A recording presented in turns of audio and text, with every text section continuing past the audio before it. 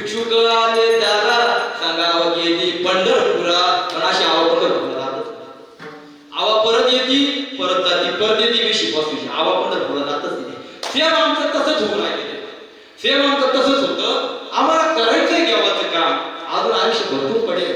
अरे तू लहान मोठ्याचा तरुणाचा वयस्कराचा म्हातारा होत चालला सगळी लाकडं पोचली तरी अजून तू जागा होती ना गटका गेली परे गेली तास वाजे ठणाना आयुष्याचा नाश होतोय राम कार्य म्हणाना अजून तुला कळत नाही आम्ही कशी माहिती कमावली पाचाची बेल लावतो ना सकाळी आम्ही 5 वाजेला उठायचे म्हणून 5ची बेल लावतो आणि 5ची बेल झाली आम्ही म्हणतो 2 मिनिटानंतर उठू दाबून देतो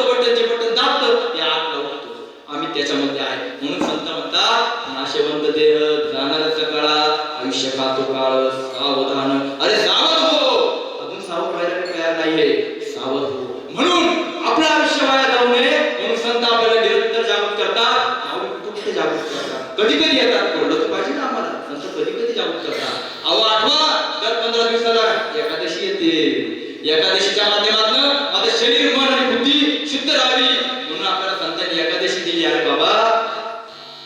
5 कर्मेंद्रिय 5 ज्ञानेंद्रिय 11 मनबुद्धी भगवंताला अर्पण कर तो दिवस जो आहे भगवंताची कृतज्ञता व्यक्त करत आहे त्या निमित्ताने तुझी उपवास होईल शरीर शुद्धी होईल आपल्याला जागृत करता कारण शरीर माध्यम प्रभुताचं साधन body is a walking and talking temple of God हे शरीर माझं जातं बोलतं भगवंताचं मंदिर आहे सर्वस्वच्या अमृती संजयविष्ठा या शरीरात जर देव बसला आहे तुला जर धर्माचं कार्य करायचं असेल तर तुझं शरीर शुद्ध पाहिजे की नाही पाहिजे म्हणून तुझ्या दिवशी फराळ कर जागृत करता आम्ही फराळ करतो साबुदाणा वगैरे एकादशी दुप्पट खाशी आणि आम्ही कुठं जाशी दवाखान्याला जाशी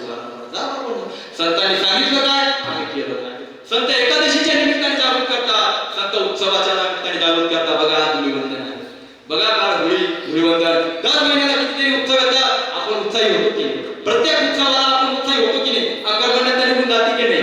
निराशा निघून जाते की नाही बघा उत्साह वाटतो की नाही प्रत्येक उत्सवामध्ये किती उत्साह येतो प्रत्येक उत्सवामध्ये हा उत्साह किती वाढवला संतांनी जागृत केलेला आहे अक्षरशः माती सुद्धा आपल्या सणांना विकली जाते विचार करा किती प्रत्येकाची काळजी घेणारे आपले संत आहेत संत कुठे जागृत करतात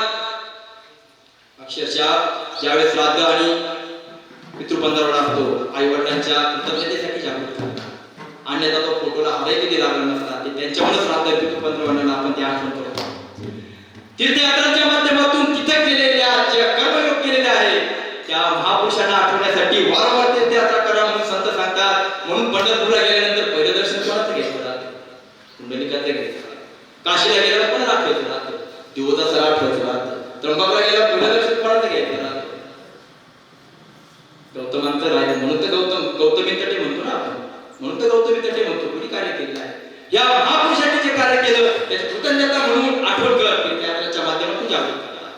वारीच्या माध्यमातून जागृत करता अरे आयुष्यभर घरदार थांबवून राहिलेला आहे तू म्हणशील घरदार ते तुझ्या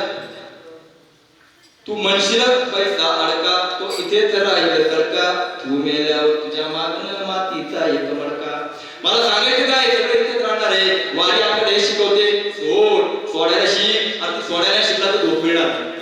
झोपेत सुद्धा सोडावं लागतं तेव्हा झोप मिळते तेव्हा सुख मिळतं म्हणजे त्यांनी झोप दिली तो भगवंत किती सुखाचा सागर असेल सुखाचे आगर असेल सोड